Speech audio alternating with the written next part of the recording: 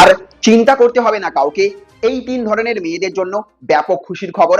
অবশেষে টাকা ঢুকতে চলেছে অন্নপূর্ণা ভান্ডারের। সবার মনে এখন একটাই প্রশ্ন, চলতি মাসে অর্থাৎ আগস্টে আদৌ অন্নপূর্ণা যোজনার 3,000 টাকা ঢুকবে তো? টাকা পেলে কারা পাবেন আর কারা বঞ্চিত হবেন? বিশেষ করে যারা আগের কিস্তি পেয়েছেন কিন্তু এবার এখনো টাকা পাননি, তাদের জন্য কি খবর?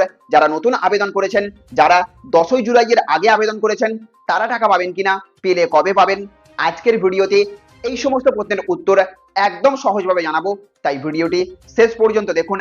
আর ভিডিওটি শুরু করার আগে ছোট্ট একটা অনুরোধ, ভিডিওটি লাইক করুন, বেশি বেশি করে শেয়ার করুন এবং নতুন হলে টেক্সারিং অনলাইন চ্যানেলটি সাবস্ক্রাইব করে বেল আইকনটিকে অন করে রেখে দিন। তো বন্ধুরা, প্রথমেই জেনে নিন কারা অন্নপূর্ণা যোজনার 3,000 টাকা পাবেন 17ই আগস্ট থেকে। প্রশাসন সূত্রে যে তথ্য সামনে আসছে তাতে স্পষ্ট, যারা অন্নপূর্ণা যোজনার প্রথম এবং দ্বিতীয় কিস্তির টাকা ইতিমধ্যে পেয়েছিলেন অথচ এই মাসে পাননি, তারাই কিন্তু 17ই আগস্ট সবার আগে টাকা পাবেন। তাদের ক্ষেত্রে 17ই আগস্ট টাকা ঢুকে যাওয়া এক প্রকার নিশ্চিত। এছাড়াও যারা গত 10 জুলাইয়ের মধ্যে আবেদন করেছিলেন, যাদের সমস্ত নথি সঠিক রয়েছে এবং যাদের আবেদনপত্র গ্রহণ করা হয়েছে, তারাও কিন্তু 17ই আগস্ট থেকেই টাকা পেতে শুরু করবেন। এবার প্রশ্ন, সবার কি 17ই আগস্টেই টাকা ঢুকবে? না, সবাই একসঙ্গে 17ই আগস্ট টাকা পাবেন না। প্রশাসন পরিষ্কার করে জানিয়ে দিয়েছে যে 17 থেকে 31শে আগস্টের মধ্যে ধাপে ধাপে যোগ্য উপভোক্তাদের ব্যাংক অ্যাকাউন্টে টাকা পাঠানো হবে।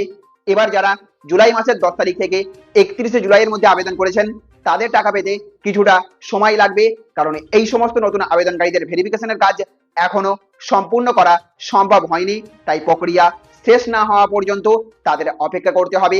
তাদের ক্ষেত্রে আরো কিছুটা সময় লাগতে পারে, কারণ নতুন আবেদনকারীদের নথি যাচাই এবং যোগ্যতা পরীক্ষা সম্পূর্ণ হওয়ার পরেই তাদের সুবিধাভোগী তালিকায় অন্তর্ভুক্ত করা হবে।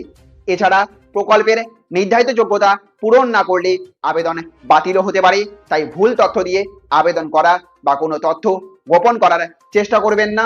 আর এসআইআর এর বিষয়টি নিয়েও অনেক আলোচনা হচ্ছে। প্রথমে নিজের ব্যাংক অ্যাকাউন্ট এবং ডিবিটির টাকা আসছে কিনা পরীক্ষা করবেন, তারপরে আপনার আবেদন অ্যাপ্রুভড, পেন্ডিং নাকি রিজেক্টেড সেটা সংশ্লিষ্ট সরকারি পোর্টাল বা স্থানীয় প্রশাসনিক দপ্তরের মাধ্যমে যাচাই করবেন। প্রয়োজনে গ্রাম পঞ্চায়েত, পুরসভা, বিডিও বা সংশ্লিষ্ট সরকারি অফিসে যোগাযোগ করবেন। সবচেয়ে গুরুত্বপূর্ণ কথা, টাকা এখনো না আসা মানেই আপনার নাম বাতিল হয়ে গেছে এমনটা কিন্তু নয়। তাই 17ই আগস্টকে কেন্দ্র করে কোনো গুজবে বিশ্বাস করবেন না। আপনার আবেদন অ্যাপ্রুভড থাকলে এবং সমস্ত তথ্য সঠিক থাকলে পরবর্তী পেমেন্ট সাইকেলে আপনার টাকা পাওয়ার সম্ভাবনা রয়েছে। তো আপনার অন্নপূর্ণা যোজনার 3,000 টাকা এসেছে কিনা কমেন্টে ইয়েস অথবা নো লিখে জানাবেন। ভিডিওটি গুরুত্বপূর্ণ মনে হলে লাইক করবেন, বেশি বেশি করে শেয়ার করবেন। চ্যানেলে আপনি নতুন হয়ে থাকলে চ্যানেলটিকে সাবস্ক্রাইব করে রাখবেন। ভালো থাকবেন, সুস্থ থাকবেন। Thank you friends, thank you for watching.